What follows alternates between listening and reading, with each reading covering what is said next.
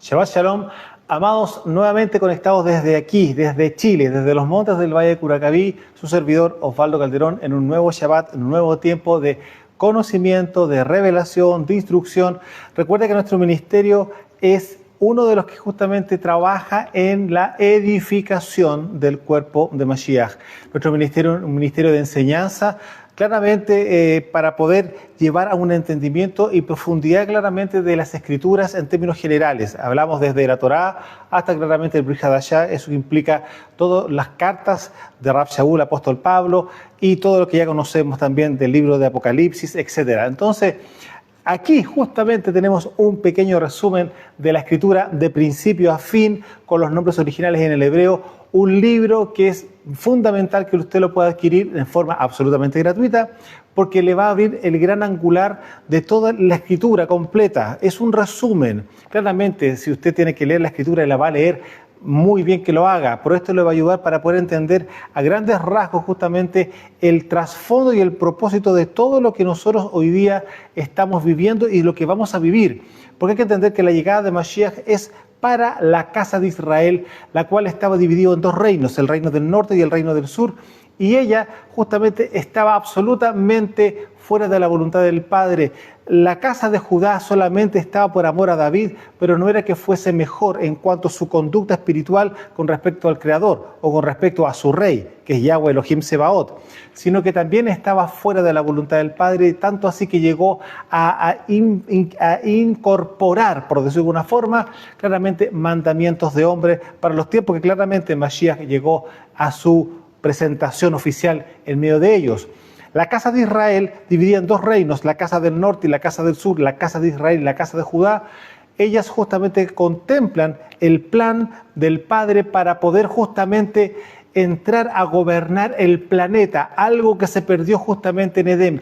Eso y muchas otras cosas más están en este libro de resumen que el Padre nos dio el nombre Conociendo la Vida Eterna, porque es para allá a donde apuntamos todos quienes somos Talmidim, discípulos de Mashiach, y claramente queremos entender y conocer justamente todas las maravillas y la grandeza que el Padre tiene para quienes son sus hijos, para que gobiernen no solamente este planeta, sino que también puedan gobernar el universo, los demás planetas donde habrá que tomar justamente posesión el día de mañana para seguir haciendo crecer justamente a los hijos del Padre por la eternidad. Por eso, lo que vino a traer Mashiach era justamente lo que se perdió en Edén, la vida eterna, la cual se perdió a causa de la transgresión de Adán y de Eva.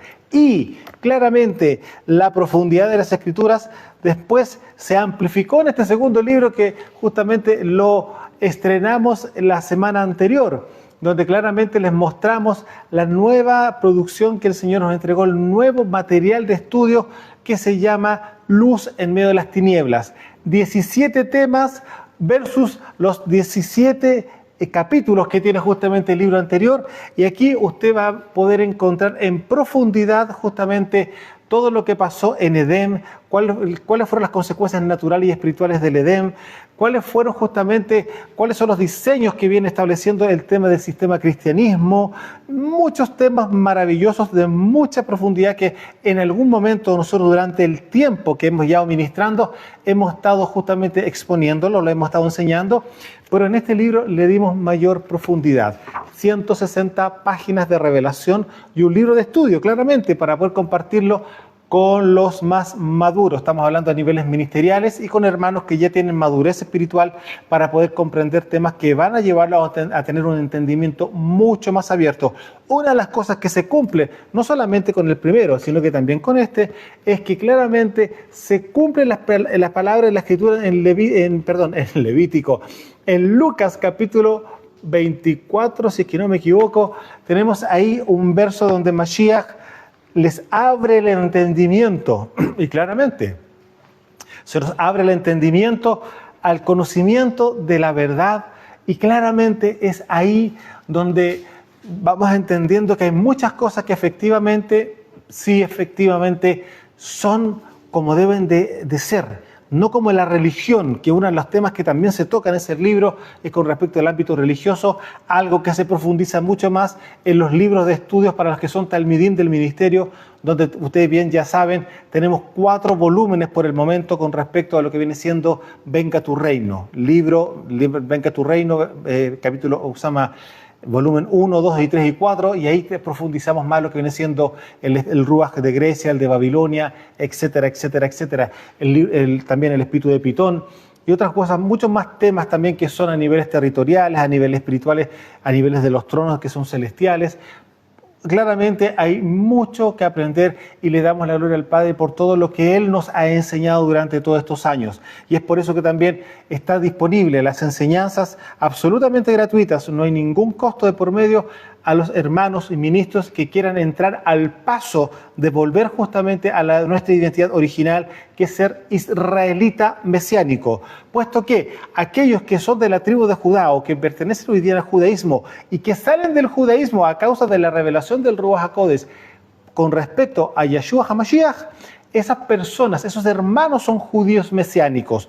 Nosotros que estamos dispersos en todas las naciones también y que no tenemos el linaje ancestral directo con respecto a lo que viene siendo el judaísmo, claramente somos israelitas mesiánicos. ¿Por qué? Porque si empezamos a escudriñar claramente, sí, vamos a llegar lo más probable a Israel, pero la persona que está empezando a encontrarse que hay algo diferente dentro de él, que el sistema religioso del cual está todavía practicando, hay cosas que no le cuadran muy bien, no cuadran ciertas cosas, no se hace sentido en ciertas otras, es porque claramente el Padre lo quiere sacar del sistema religioso, lo quiere sacar de Babilonia y claramente lo quiere traer de nuevo justamente a su casa, a Israel.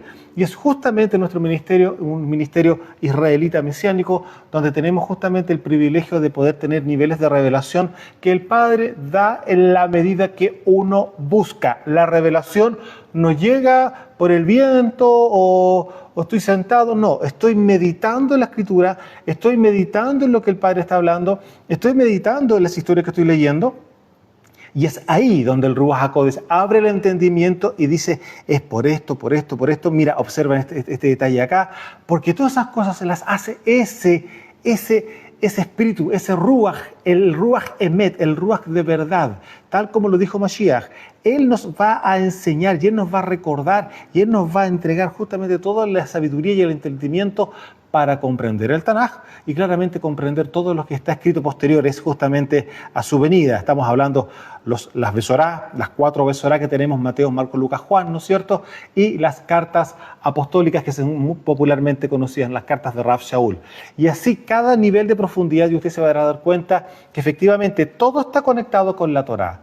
Y muchos pasajes están conectados con el Tanaj, inclusive hasta con el libro de Job, mención que hace justamente Rav Shaul en 1 Corintios capítulo 3. Entonces, cuando estamos entendiendo estas cosas, uno se puede dar cuenta que qué está pasando con el sistema religioso, justamente babilónico.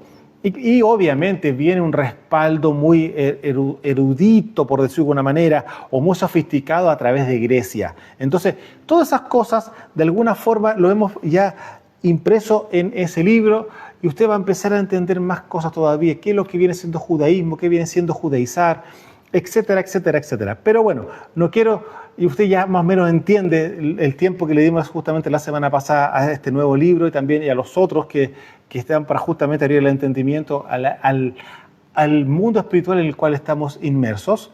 Y obviamente es muy importante saber cuál es mi identidad, cuáles son las herramientas que tengo y cuáles son las prohibiciones que están establecidas justamente por el reino para no traspasar ciertos límites que son espirituales, pero no son claramente de la luz, son claramente de tinieblas. Entonces, por eso hay inclusive actitudes que nosotros tenemos que empezar a limpiar, porque muchas veces vienen malas prácticas dentro de la cultura familiar y que literalmente no corresponden que así sean, porque puede estar traspasando un límite invisible que puede tener consecuencias dentro de su propia vida personal.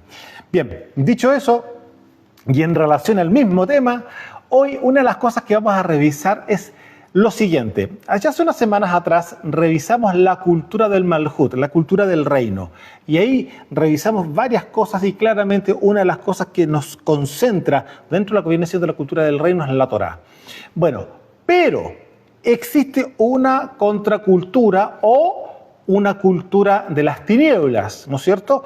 A lo que hoy día, de hecho yo no sé si usted lo ha oído en algún momento, el tema reptiliano, los reptilianos y no sé qué cosa, las conspiraciones, etcétera, etcétera, etcétera. No sé si usted lo ha escuchado, pero hoy día lo que sí efectivamente vamos a hablar en relación a ese mismo tema es con respecto a la cultura reptiliana, algo que realmente puede que suene como muy rimbombante, ¿no es cierto? Pero literalmente no estamos diciendo nada nuevo bajo el sol, puesto que estamos hablando de lo que viene siendo el mundo, que es la cultura del mundo, pero estamos hablando de una confrontación entre la cultura del Malhut, la cultura del reino, en la cual tenemos que estar nosotros vigentes y entendidos y caminar en esa cultura, versus la cultura reptiliana, la cual no es una cosa que esté apareciendo ahora último, que ahora se están dando cuenta que claramente hay muchos mitos y leyendas que están alrededor de este tema, de este concepto, por decirlo de alguna forma.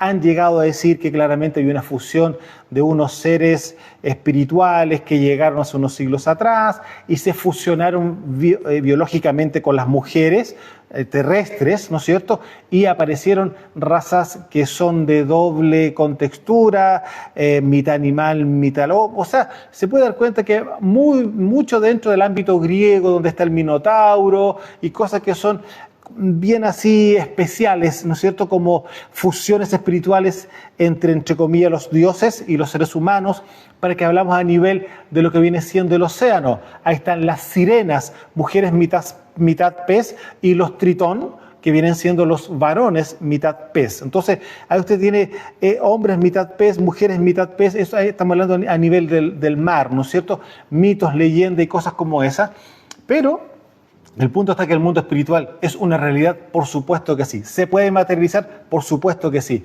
Pero en este caso, con respecto al tema de la cultura reptiliana, es lo que vamos a revisar y vamos a ver claramente, oficialmente, cuál vendría siendo su origen.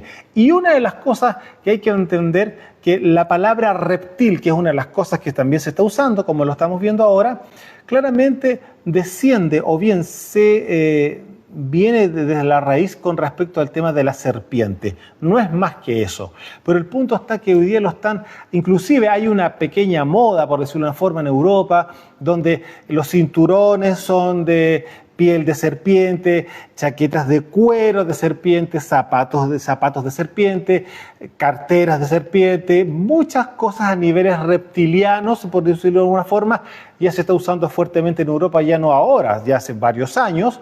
Y obviamente es todo un mover, una moda, por decirlo de alguna manera, pero hay que entender de que eso realmente no es lo que va a trascender espiritualmente a nivel global. Lo que trasciende es claramente la cultura. Y esta cultura reptiliana literalmente es una contracultura con respecto al Malhut Hashamayim, al reino de los cielos. Entonces, vamos a ir a la escritura para ir revisando y después de la escritura vamos a ir viendo cómo existe esta cultura reptiliana ancestralmente ya por siglos en el planeta, y vamos a ver algunas naciones, algunos países donde cuando usted escuche esto, decir, pero sí es verdad, claramente hay muchas cosas que están a la vista, pero como es parte del paisaje, uno nació ahí y no es más que algo más. Hoy día quizás sus ojos sean abiertos a un entendimiento y va a comprender que eso no es una casualidad, no es parte del paisaje. Hay algo ahí que sí, intencionalmente fue puesto, porque hay que entender que el enemigo sabe que el planeta tiene un porcentaje altísimo donde él tiene gobierno. Y eso todas esas cosas las vamos a revisar. Palabras mismas de que están en la escritura con respecto a lo que Satán abre, lo que él mismo dice y él mismo declara, y otras cosas más que vamos a ir viendo a lo largo de esta enseñanza. Bien, entramos. Principio, Bereshit, capítulo 3. Yo creo que es algo muy recurrente quizás para tomar muchas cosas, porque bueno, es así. Tenemos que conocer los orígenes para poder ir viendo cómo se ha ido desarrollando y en la manera en que hoy día justamente se está mostrando. Hay que entender que dentro del ámbito masónico, los masones no se conocen, no se reconocen ellos mismos como satanistas. No, ellos no son satanistas, son luciferianos. ¿Qué significa eso? Estamos hablando exactamente de lo mismo, pero le colocan nombres más sofisticados. Bueno, en este caso, a la cultura de la serpiente o al sistema del mundo le llaman reptilianos. ¿Se dan cuenta? O sea, ellos cambian los nombres, le colocan nombres más llamativos, más sofisticados, como para que no se vea tan digamos, normal o tan bíblico inclusive. No, la idea es lo más apartado posible. Entonces le colocan estos nuevos nombres, reptilianos, etc. Estamos hablando claramente del sistema de enseñanza que trae justamente la serpiente, que es lo que estamos revisando en este momento en Edén. Verso 1, Bereshit capítulo 3.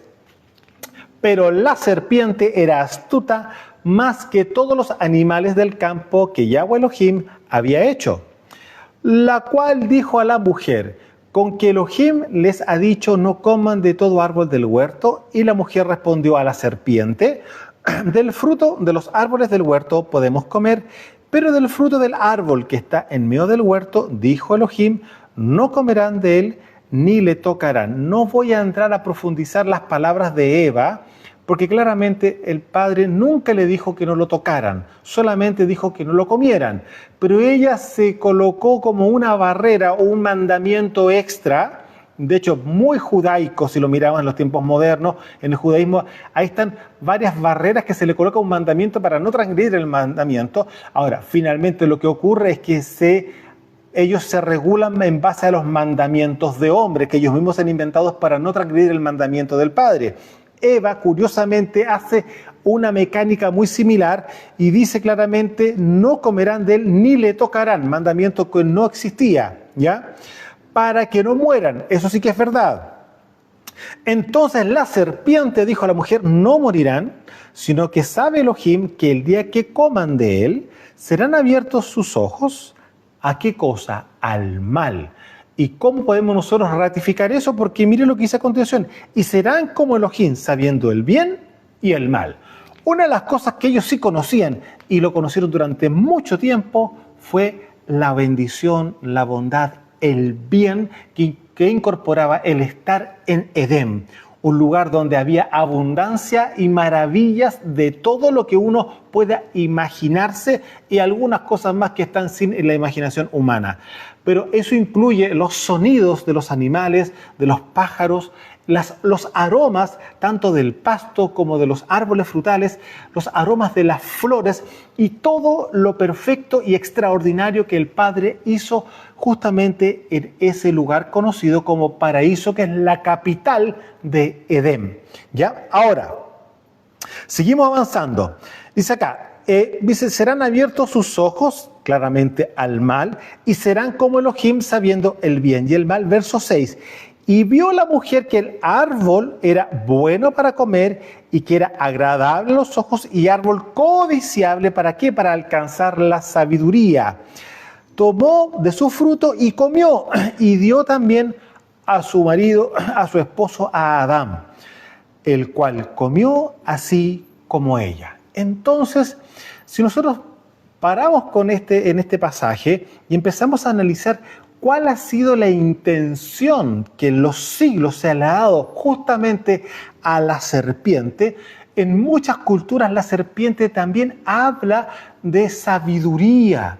Claramente, porque fue lo que le dijo la serpiente a Eva.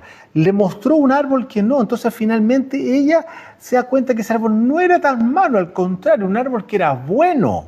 O sea, se puede dar cuenta cómo cambió la sensación, cómo cambió el entendimiento de Eva, cuando ella bien sabía que el Creador, su Padre, había dicho: no lo toquen, no lo coman, según ella, no lo toquen, ¿no es cierto? No lo coman porque van a morir. Y finalmente la serpiente le cambia el discurso, torciendo la verdad, diciéndole: no, si no es tan malo, si lo que pasa es que va a pasar esto otro.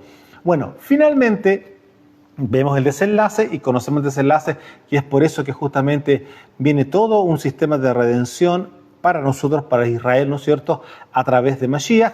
Pero el mundo bien sabemos que tiene la Torá de Noé, la cual tienen que cumplir hasta el último día, puesto que la persona que cumpla con los 7 mandamientos que se le entregó a Noé en el monte Ararat, esa persona va a ser salva. Estoy hablando a nivel de mundo, no a nivel de la nación de Israel, que tiene un Mesías, que tiene un rey que los gobierna. Y aquí estamos hablando de Yeshua HaMashiach, que viene siendo Yahweh Elohim Sebaot encarnado, el rey de Israel encarnado y mostrándose cómo debemos de caminar en su Torá, en la Torá de Moshe, la cual está en el monte Sinaí. Entonces, el mundo tiene la Torá de Noé, o la de Torá de Noah, la cual está vigente hasta hoy día, y va a estar vigente hasta el último día. Y es por eso que la Escritura dice las naciones que fueron salvas. ¿Cuáles fueron salvas? Las naciones que caminaron en la Torá de Noé. Pero sin embargo, la nación de Israel tiene su Torá, que tiene más mandamientos, claramente, y obviamente están diseñados ¿para qué? Para que podamos gobernar el día de mañana en la totalidad del planeta. Algo que ya está profetizado en Isaías y en muchos otros profetas. Pero aquí yo quiero mostrar lo siguiente, que aquí usted se puede dar cuenta que la serpiente, la voz de la serpiente, está mostrando que puede alcanzar sabiduría con respecto del árbol de la muerte, ¿ya? Ahora, miren lo que dice Santiago, capítulo 3, verso 14, trayendo justamente revelación frente a este tema de la sabiduría. Dice claramente, pero si tienen celos amargos, estoy leyendo Santiago, capítulo 3, verso 14, pero si tienen celos amargos y contención en su corazón, no se jacten, ni mientan contra la verdad, porque esta sabiduría no es la que desciende de lo alto, sino terrenal, animal, diabólica. ¿Se da cuenta? Entonces, ¿qué es lo que está mostrando justamente aquí la serpiente? Que de hecho, culturas a nivel global la tienen como un emisario o como un referente de sabiduría. ¿Por qué una serpiente puede tener un significado de sabiduría? ¿Para quiénes lo tienen? Para quienes son hijos de la serpiente, para aquellos que caminan en la cultura reptiliana. ¿Se puede dar cuenta de lo que estamos hablando? Nada nuevo bajo el sol. Ahora, ¿qué pasa? Desde aquí, desde Edén, desde esta transgresión en adelante, el árbol que el mundo tiene como alimento es el árbol de la muerte, el árbol del aprendizaje, del conocimiento del bien y del mal, ¿no es cierto? El cual produce una independencia del Creador, porque ahora mi propia justicia es la que va a gobernar mi territorio, mi familia, y eventualmente, si es que llega a tener una preeminencia dentro del grupo en el cual está justamente habitando, puede llegar a ser un rey, un presidente, como lo queramos llamar. Entonces esa cultura, que es una cultura independiente del cielo, sino que es una cultura terrenal, reptiliana, es la que va a gobernar esa nación. Y amado, eso ocurrió posterior justamente a la caída de Adán con Eva. La cultura reptiliana no es de ahora, no es de ahora último una moda, amado, esto viene desde Edén. Entonces, cuando entendemos que la cultura del Malhut justamente es la Torá que se le entregó a Adán, luego la Torá que se le entregó a Noah, y luego la Torá que se le entrega a Moshe, que incorpora los 7 mandamientos claramente de Noé, y hay muchos más todavía, porque el Padre perfila otras cosas más que eran prácticas de las cuales se estaban haciendo en Egipto. El Padre empezó a limpiar a su nación, al pueblo que él estaba formando. ¿Para qué? Para que ese pueblo no solamente gobernara internamente de manera excelente, en pureza y en justicia, y recordemos cuáles son los 3 pilares del reino: justicia, shalom y gozo. Por lo tanto, eso mismo el día de mañana tenía que influenciar en todas las naciones, trayendo justamente el shalom y la bendición celestial. Algo que claramente el enemigo no iba a permitir que fuera de manera sencilla. Entonces empezó justamente él a multiplicar justamente su cultura en diferentes tipos de naciones. Y fíjese una cosa, sin ir más lejos, ¿cuáles son los 3 hijos que tuvo Noah? ¿No es cierto? Shem, Cam y Jafet. ¿Qué fue lo que pasó con Cam? ¿Qué fue lo que pasó cuando justamente, ya revisamos justamente que él estaba celebrando Noah, ¿no es cierto? La fiesta, ¿no es cierto? El Rosh Hashanah, que venía siendo el primer día del primer mes, que ahí fue donde él tomó el vino que había preparado la temporada anterior y se emborracha, ¿no es cierto? Y se va a su tienda, dice la Escritura, y queda medio desnudo, y resulta que Cam ve a su padre desnudo y va con con el comentario a sus hermanos, y sus hermanos consideraron que eso no era de ninguna manera propio de ellos, ¿no es cierto? Y claramente Noaj, cuando se despierta, maldice a Cam y por consecuencia maldice no solamente a Cam, sino que maldice a la descendencia de Cam y recae en Canaán, ¿no es cierto? Entonces, estamos viendo que hay varias, porque de hecho dentro de Cam también está Cush, que viene siendo otro de sus hijos, y de Cush viene Nimrod. Y Nimrod claramente levanta el primer sistema idolátrico dentro del planeta en la zona que viene siendo Irak. Entonces, cuando empezamos a darnos cuenta que todo esto viene un tema de rebeldía, idolatría y todas esas cosas con parte de la cultura reptiliana, más aún, no solamente un tema de las imágenes, porque ahí estamos viendo claramente que se levanta la reina del cielo, Semiramis, en Babilonia, pero también en Babilonia, o en este caso lo que vendría siendo Mesopotamia, también se conoce a los sumerios en su época, y los sumerios sí tenían oficialmente una deidad reptiliana.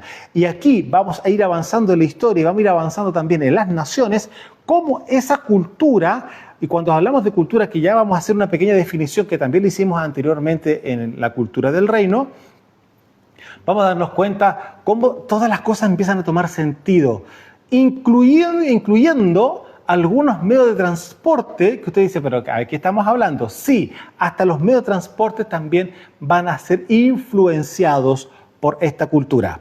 Bien, estamos claros que aquí donde nace del árbol del aprendizaje del conocimiento del bien y del mal, nace claramente la cultura reptiliana, y de aquí viene claramente los principios, viene el tema de la rebeldía, viene el tema claramente de la idolatría. De aquí, de este árbol, vuelvo a repetir, nace la religión, el sistema político que nosotros tenemos en estos tiempos, la brujería, hechicería y todo lo que usted pueda, la economía que existe hoy día.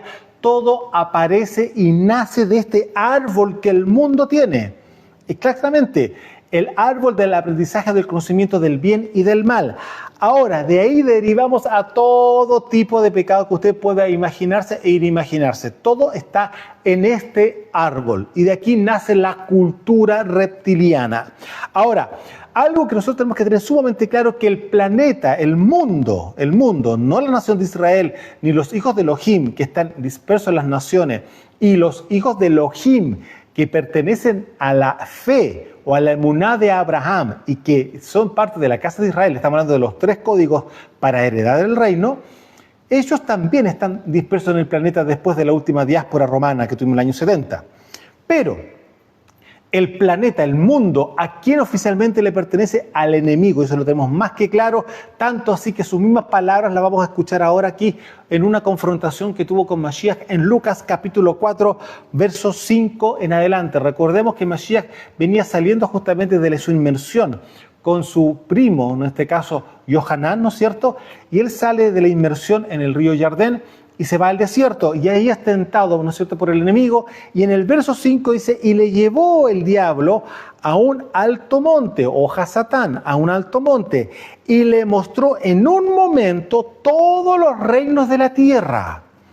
Y le dijo el diablo, a ti te daré toda esta potestad, o este poder, ¿no es cierto?, y la gloria de ellos, porque a mí me ha sido entregada. La pregunta, ¿quién le entregó los reinos del mundo? Adán. Él fue el que le entregó el gobierno de todo el planeta, ¿ya? ¿Y a quién quiero la doy? Y si tú, postrado, me adoras, todos serán tuyos. Respondiendo Yeshua le dijo, vete de mí, Satanás, porque escrito está, a Adonai tu Elohim adorarás y a él solo servirás. Entonces usted se puede dar cuenta que sí, efectivamente se está jactando, en este caso el enemigo, de que él es el dueño de todos los reinos del planeta. Dice claramente acá, y en un momento le mostró todos los reinos de la tierra. Entonces, ¿a quién le pertenece el planeta? ¿A quién le pertenece la tierra? ¿No es cierto? Los reinos, el sistema político, como usted lo quiera llamar, al enemigo. Entonces, la cultura reptiliana, ¿dónde usted cree que la vamos a encontrar? En todo el planeta, por supuesto, de una manera u otra. Ahora, cultura, rápidamente vamos a ir revisando para poder recordar algunos conceptos para poder entender justamente todo este tema. La cultura si lo miramos, la palabra cultura podrá venir de la palabra culto, por decirlo de alguna forma. Ya. Bien, si viene de la palabra culto, eso incluye claramente el conocimiento, la adoración a una deidad, el lenguaje, el arte, la música, la arquitectura, creencias, leyes, valores, conducta, alimentación, costumbres, tradiciones, fiestas y todos los hábitos y habilidades adquiridos por el hombre, no solo en la familia, sino también al ser parte de una sociedad como ciudadano que es, la cual se transmite de generación en generación con el propósito de establecerla para no perder la identidad. ¿Se puede dar cuenta? Estamos hablando de un concepto en términos generales de lo que viene siendo la cultura, que trasciende, que viene claramente de una raíz de a nivel de culto. ¿Culto a qué? A una deidad. Culto a un Dios. En este caso, claramente con minúscula. Ahora, ocurre que la ofiolatría, no sé si les suena la idolatría, la palabra lo dice claramente, es por decirlo, es el culto a los ídolos. Idolatría, la palabra tría es culto a los ídolos. Ahora, la ofiolatría es el culto a la serpiente. Ni más ni menos. El culto a la serpiente. Y claramente está claramente el tema de la serpiente en toda la mitología universal. Claramente, de una u otra forma, aparecen serpientes de alguna forma o dragones, que es la otra manera en que se puede leer esto. Ahí entiende el tema, ahí viene claramente el tema reptiliano de forma bastante amplia, bastante entendible. Y bueno, para que hablamos de dinosaurios y cosas como esa que son parte justamente de un tema reptiliano absoluto. No estoy diciendo que sea un mito, una leyenda, porque claramente que todo lo que nosotros conocemos como el tema de los dinosaurios fue los primeros experimentos genéticos que hicieron los ángeles caídos en el monte Hermón en Génesis capítulo 6, que fue lo que justamente se juntaron a las mujeres que eran hermosas, que ellos podían elegir las que ellas quisieran, y eligieron mujeres para ellos, esposas, dice la Escritura, ¿no es cierto?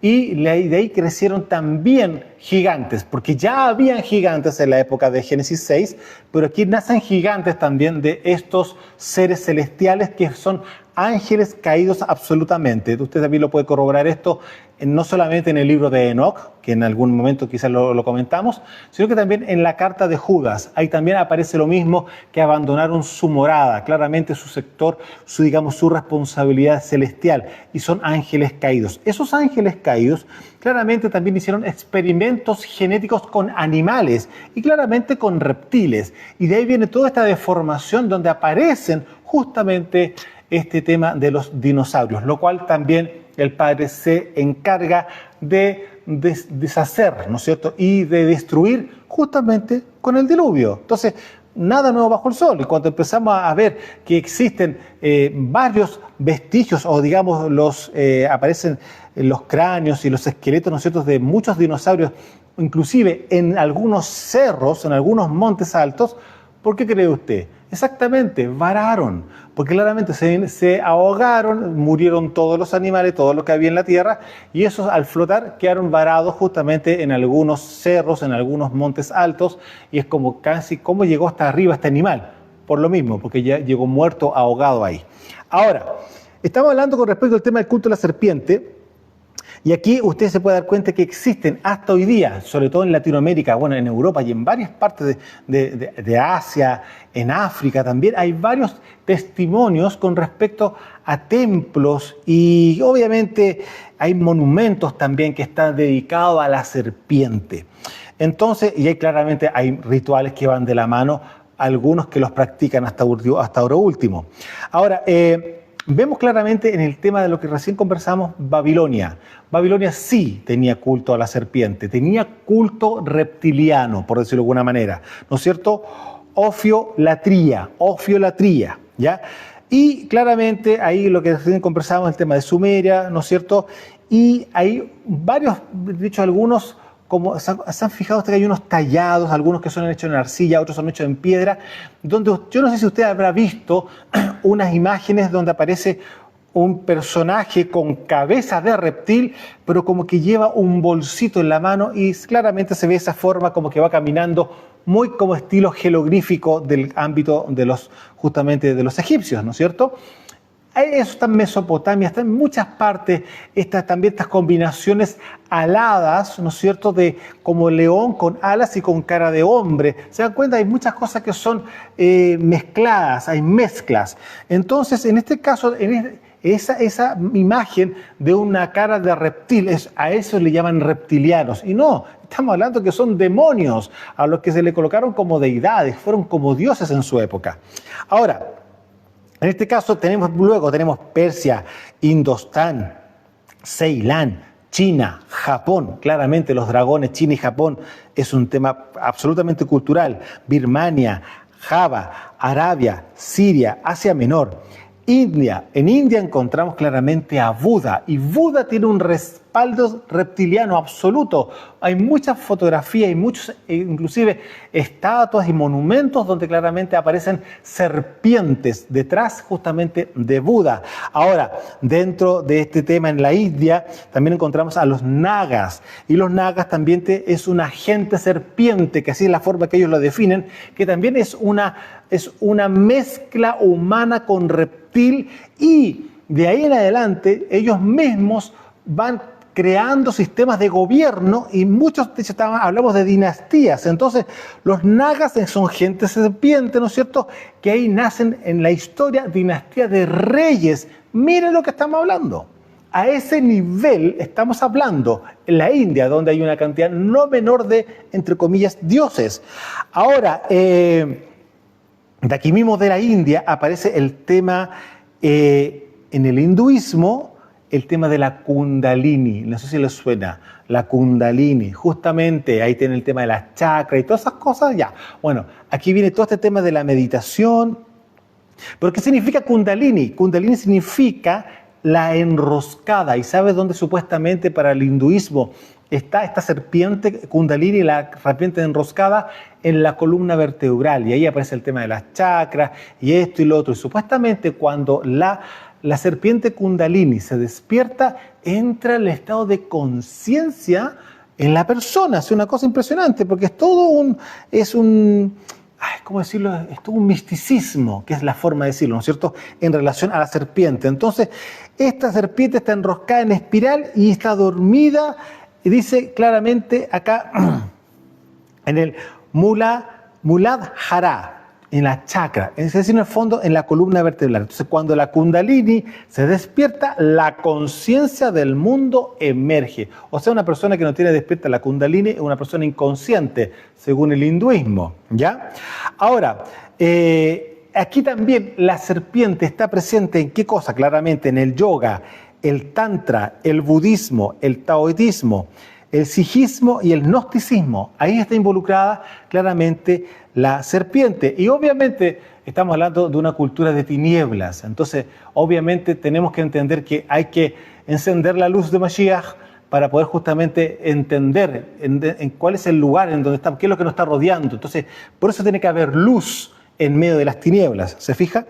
Ahora, ¿para qué hablamos en Australia? África. Ahí en África está Egipto. Luego encontramos Etiopía. Mira, en África mismo, en Sudáfrica, también se menciona a los Chitauri, seres reptilianos que llegaron a la Tierra en busca de oro, eso dice la leyenda, por decirlo de alguna forma, creando a la humanidad para esclavizarla y explotarla. No sé si les suena tiranía, ahí tiene el gobierno del anti-Mashiach, ¿no es cierto? ¿Ya? Por eso son llamados hijos de la serpiente. ¿Cómo quiere que se lo explique? Lo están diciendo ellos mismos en sus propias palabras. ¿Ya? Ahora, en Grecia, ¿para qué hablamos de Grecia? También la serpiente está metida en mucha parte de la cultura a nivel de los dioses. Ahí tenemos a Esculapio, que fue como el primer médico, tiene un báculo, o por decirlo de alguna forma, tiene un caduceo que se llama también, ¿no es cierto?, con una serpiente enroscada. Esto también tenemos que entender lo que viene muy de la copia de lo que pasó con Moshe en el desierto cuando tuvo que levantar una serpiente ardiente, ¿no es cierto?, para poder resolver el problema que el pueblo tenía por causa de su queja, que el padre envió serpientes venenosas y empezaron a morir muchos israelitas en su época. Y tuvo que Moshe levantar una serpiente de bronce, ¿no es cierto?, sobre un asta, y el que miraba a la serpiente se sanaba. Entonces resulta que para los griegos la serpiente también trae no sabiduría, sino que trae sanidad. Entonces, ¿se da cuenta cómo se va todo mezclando? ¿Cómo todo se mezcla? Ya, ahora, Hermes también tiene un báculo, tiene justamente un caduceo, pero con dos serpientes. Y al final del báculo, ¿no es cierto?, tiene unas alitas que son las representantes de él. Entonces, y aquí vamos también en Grecia con Pitón, porque de aquí viene Pitón, que fue una serpiente con la cual tuvo que pelear Apolo. Y resulta que cuando él la vence, él toma como el poder de la serpiente. Y de aquí aparece el tema de las pitonisas, no sé si les suena. ¿Se da cuenta cómo la cultura reptiliana no es novedad? Está en la historia absoluta en todo el planeta. Y bueno, ¿para qué hablamos de Medusa? No sé si les suena, también eso es en Grecia.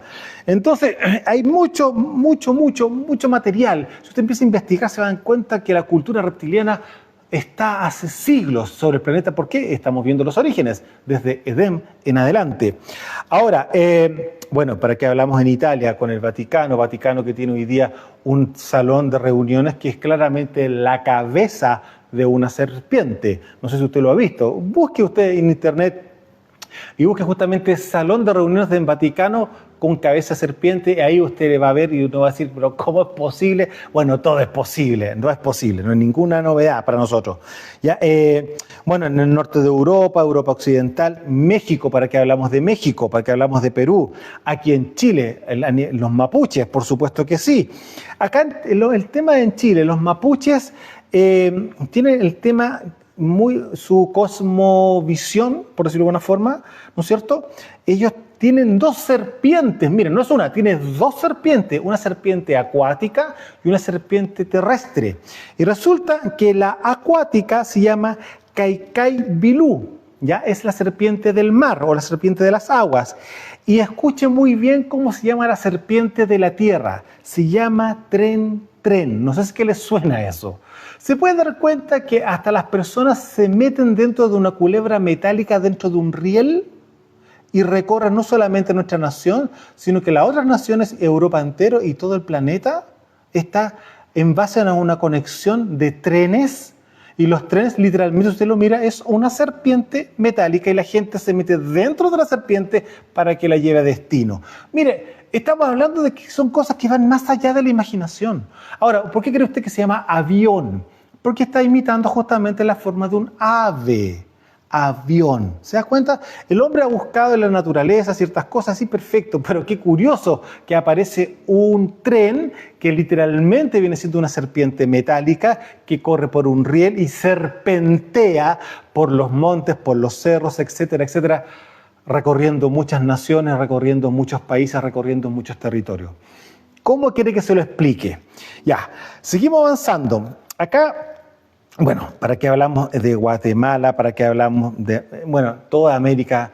Y aquí vamos a ver con respecto al tema de las culturas ancestrales acá en América, que estamos hablando de los mayas, aztecas, los incas, ¿no es cierto?, toltecas, etcétera.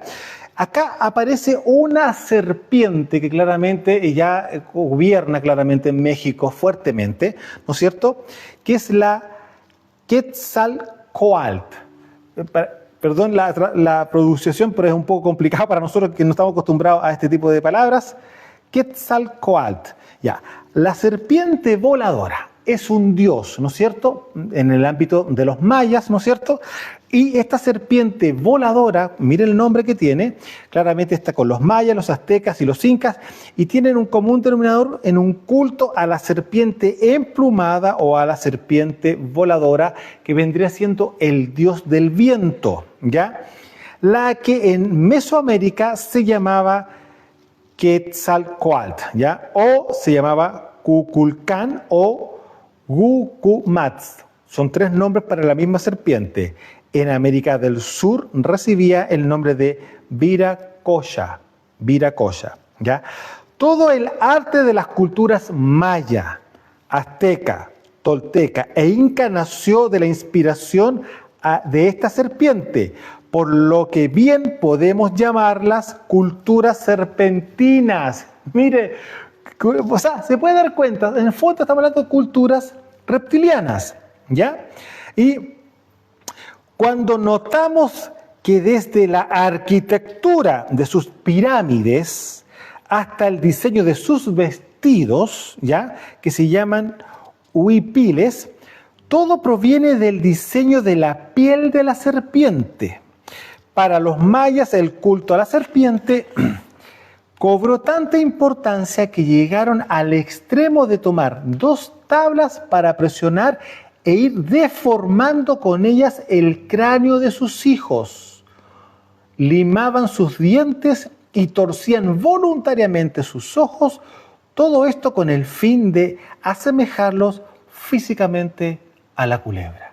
Si usted ha visto en culturas ancestrales o culturas indígenas, como lo queramos llamar, algunas formas de ídolos con cara reptiliana, ahí se puede dar cuenta. Sí, mecánicamente muchas veces lo hicieron y lo más probable es que sí les funcionó. Y algunos de ellos lo más probable fueron reyes o gente que fue importante dentro de su propia cultura. Y por lo tanto aparecen estas estatuillas, ¿no es cierto?, con rostros reptilianos.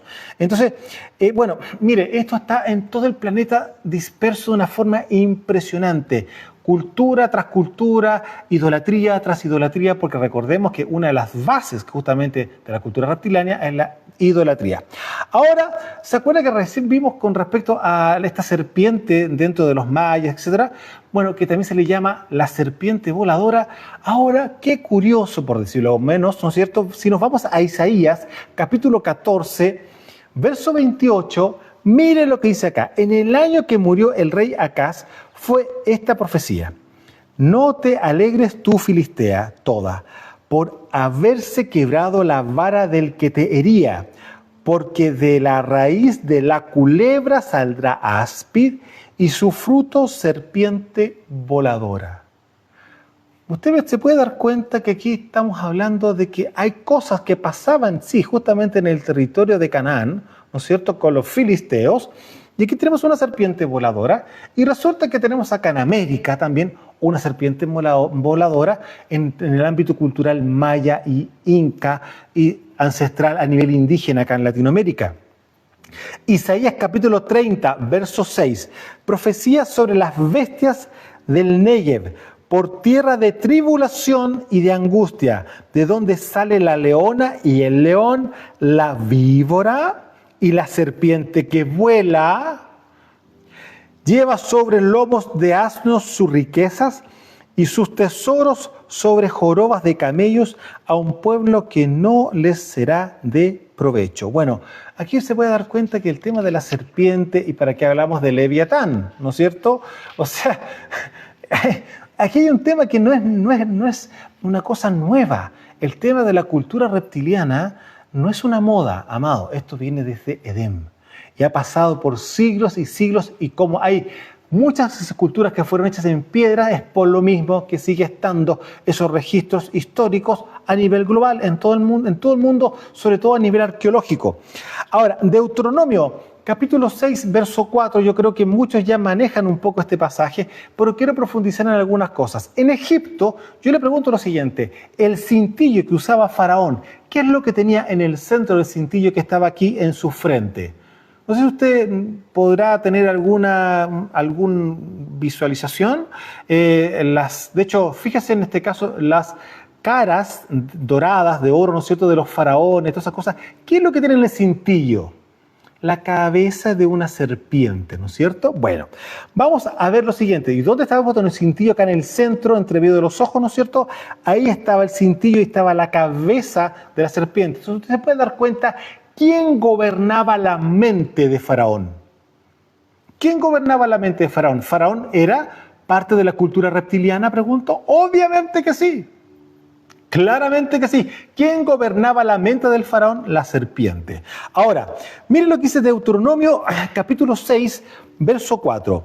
Oye Israel, eso ya lo conocemos, ¿no es cierto? Yahweh nuestro Elohim, Yahweh uno es. Verso 5, y amarás a Yahweh tu Elohim de todo tu corazón y de toda tu alma y con todas tus fuerzas. Y estas palabras, verso 6, es decir, las que acabo de mencionar, y estas palabras que yo te mando hoy estarán sobre tu corazón y las repetirás a tus hijos y hablarás de ellas estando en tu casa y andando por el camino y al acostarte y cuando te levantes. Verso 8. Y las atarás como señal en la mano derecha, lo más probable, ¿no es cierto? No está registrado esto, pero si conocemos que la palabra del Padre es justicia y la justicia es la derecha de su justicia, entonces está claro que esta palabra es una señal en tu mano y estarán como frontales entre tus ojos. Qué curioso, igual que el cintillo de Faraón. Y ahí le voy a explicar el por qué. Y las escribirás en los postes de tu casa y en tus puertas. Entonces resulta que estas palabras que estamos hablando, que habla del verso 4 de Deuteronomio 6 y el verso 5, estas son las palabras que deben estar amarrado a una señal acá en la mano derecha, que para mí lo es así, y en un frontal, dice acá, ¿no es cierto?, en medio de los ojos, y estarán como frontales entre tus ojos. Yo no sé si usted ha visto que en el ámbito judío, ¿no es cierto?, los judíos cuando van a orar se colocan el talit y se colocan una cajita negra acá y una cajita que también va puesta acá en el brazo con unas cintas, ¿no es cierto? Bueno, resulta que en el lóbulo frontal, sí, acá en la frente, ¿usted sabe qué es lo que se aloja ahí? Se aloja la voluntad del hombre. Sí, aunque la voluntad se viera como algo medio literalmente espiritual y como intangible, pero tiene una zona geográfica en el cuerpo. Es impresionante y está aquí, en el lóbulo frontal, en la frente, entre medio de los dos ojos. Entonces, cuando estamos viendo aquí, y estarán como frontales entre tus ojos aquí en el centro, ¿qué palabras son las que tienen que estar acá en el centro? Hoy Israel, Yahweh Eloheinu, Yahweh Had. Yahweh nuestro Elohim, Yahweh uno es, y amarás a Yahweh tu Elohim con todo tu corazón, con toda tu alma y con todas tus fuerzas. Esas son las palabras que debo de recordar constantemente y tienen que estar como señal en mi mano, ¿no es cierto? Y en el frontal, es decir, en la voluntad mía tiene que estar vivir y creer esto. Entonces, usted se puede dar cuenta que el Padre mismo coloca aquí, en la frente, ¿no es cierto?, en el frontal, la cajita, hoy día conocemos que es una cajita, pero dice claramente, lo pondrás como frontal, estas palabras, ¿para qué? Para que mi mente y mi voluntad esté inclinada absolutamente al cielo, al Elohim de los cielos, por siempre, al Eterno, al Padre, ¿no es cierto? Ahora, ¿quién gobierna? Vuelvo a repetir, en la mente de Egipto, en la mente de Faraón, exactamente en el mismo lóbulo frontal, la serpiente. ¿Cultura reptiliana? Sí. ¿Y qué es lo que tenemos acá? La cultura del reino. Amarás al Padre por toda la eternidad, para siempre. Ahora, mire lo que aparece acá en Ezequiel capítulo 8, verso 6. Para que se dé cuenta que esto, vuelvo a repetir, hay documentación en la Escritura con respecto al culto reptiliano. Mire, el Padre hablando con Ezequiel, ¿ya? Capítulo 8, verso 6. Me dijo entonces, hijo de hombre, ¿no ves lo que estos hacen? Las grandes abominaciones que la casa de Israel hace aquí para alejarme de mi santuario, ¿no es cierto? Pero vuélvete aún y verás abominaciones mayores. Verso 7. Y me llevó a la entrada del atrio y miré y he aquí en la pared un agujero.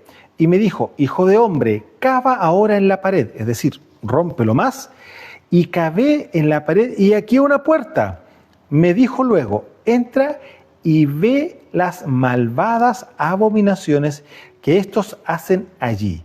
Entré pues y miré y he aquí toda forma de reptiles, de bestias abominables y todos los ídolos de la casa de Israel que estaban pintados en la pared por todo alrededor. Se puede dar cuenta que hasta habían dibujos de serpientes, de reptiles, dentro del templo en esa época. Entonces, usted se puede dar cuenta que esto no es novedad, esto ya existía, ya había culto a la serpiente. Sí, ¿y quiénes daban el culto a la serpiente? Los hijos de la serpiente. Entonces, bien sabemos que esto tiene un fin, por supuesto que sí, pero Mashiach, claramente también los identificó en su época. Y claramente de ahí en adelante logramos abrir un poco más los ojos y nos damos cuenta que efectivamente esto ya es un tema de las dos simientes que ya lo hemos conversado. Ahora, Mateo capítulo 23, verso 33, Mashiach los desenmascara claramente. Dice claramente, serpientes, generaciones de víboras, ¿cómo escaparán de la condenación del Gei Hinom o del Sheol, infierno también en latín, ¿no es cierto? Entonces aquí los desenmascara y aquí está hablando de la casta religiosa de los fariseos y de todos los que estaban en esa época, ¿no es cierto? Entonces dice claramente que son serpientes, una generación de serpientes. ¿Cómo van a escapar de la condenación del Gei Hinom? ¿Cómo van a escapar? No van a poder escapar, porque todo tiene su tiempo bajo el sol. Romanos capítulo 1, verso 22, miren lo que Rav Shaul hace como comentario acá.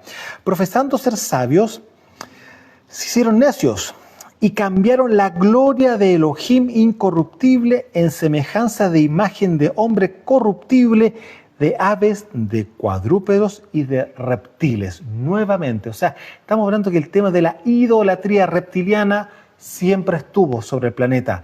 Es decir, la cultura de la serpiente siempre estuvo. Ahora, claramente esto tiene un desenlace. Y aquí miren lo siguiente, acá hay un pasaje en la Escritura, en Apocalipsis capítulo 12, donde vemos que hay una batalla celestial, pero la serpiente con sus malajim, ¿no es cierto?, o el dragón, es echado en la tierra, pero más adelante es echado al abismo. Vamos a revisarlo. Apocalipsis capítulo 12, verso 7. Después hubo una gran batalla en el cielo. Miguel y sus malajim luchaban contra el dragón, y luchaba el dragón y sus malajim, pero no prevalecieron, ni se halló ya lugar para ellos en el Shamaín, en los cielos. Y fue lanzado fuera el gran dragón, la serpiente antigua, aparece entre comillas acá, ¿no es cierto?, entre paréntesis, ¿ya?, que se llama Diablo y Satanás. Estamos hablando exactamente del mismo personaje. O sea, la serpiente se transforma en dragón. ¿Por qué usted que se quedará transformado en dragón, la serpiente? ¿Por qué no sigue siendo serpiente, sino que se transformó en dragón? Será porque fue creciendo, madurando y fue siendo alimentada a través del culto humano que se le entregó durante los siglos. Y ha ido creciendo y desarrollándose. Vuelvo a repetir el tema dragón en los países asiáticos. O sea, el dragón es normal, es parte de la cultura. Entonces, estamos hablando de que hay un culto ancestral, sobre todo en China y en Japón, impresionante con respecto al tema del dragón. Entonces, ahí uno se puede dar cuenta que efectivamente, claramente, la idolatría a la serpiente fue creciendo a tal manera que claramente esa serpiente se transformó finalmente en lo que nosotros vemos en Apocalipsis, en un dragón. Entonces dice claramente, y fue lanzado en el verso 9, fuera el dragón, la serpiente antigua, que es llamado Diablo y Satanás, el cual engaña al mundo entero. Fue arrojado a la tierra y sus malajim fueron arrojados con él. Es decir, hubo una guerra, yo creo, estoy especulando de alguna forma o hablando en voz alta, pero me da la sensación que esta es la guerra que efectivamente se libró justamente en el principio, quizás, ¿no es cierto? Porque vemos que cae a la tierra y resulta que él está gobernando sobre la tierra. Por aquí dice claramente que cae sobre la tierra junto con sus demonios, entre comillas, sus malajim. Pero pasa lo siguiente, que esto tiene claramente un término. Apocalipsis capítulo 20, verso 1. Dice así, vi un malaj que descendía del cielo con la llave del abismo y una gran cadena en la mano. Y prendió al dragón, nuevamente, la serpiente antigua, que es el diablo y Satanás, y lo ató por 1000 años y lo arrojó al abismo y lo encerró y puso su sello sobre él, para que no engañase más a las naciones hasta que fuesen cumplidos los 1000 años.